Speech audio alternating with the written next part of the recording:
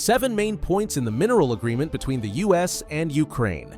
1. The US isn't asking Ukraine to repay anything. Trump once pushed Ukraine to pay back the $350 billion in aid.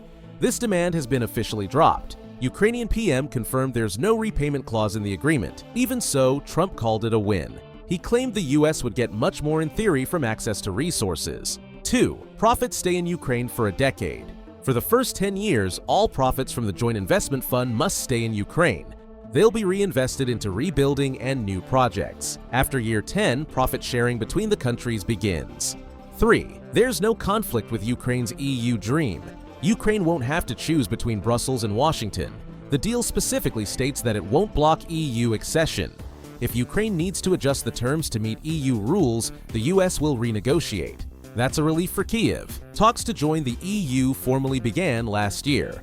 4. Oil and gas are included too. It's not just rare earths and lithium. The deal now includes oil and gas projects. It also covers the infrastructure needed to extract and transport them. This addition didn't appear in earlier drafts. It signals Ukraine is opening the door wider for US interests. Ownership of these resources stays with Ukraine, but access is now shared. 5. The US toughens its stance on Russia. The US Treasury didn't hold back. Their statement labeled the war a full-scale invasion. It warned that any country funding Russia's war machine won't benefit from reconstruction. This is far stronger than Trump's previous Russia rhetoric. Kyiv welcomed the change.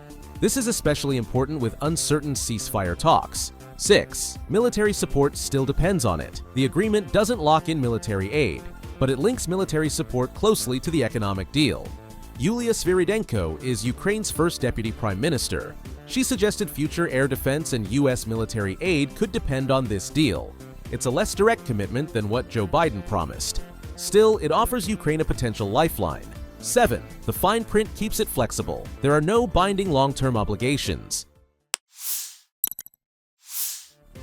The US didn't commit to staying involved indefinitely. Instead, it tied support to the success of the fund and potential future returns. Trump's approach is business first. If the deal no longer makes sense for Washington, they can walk away.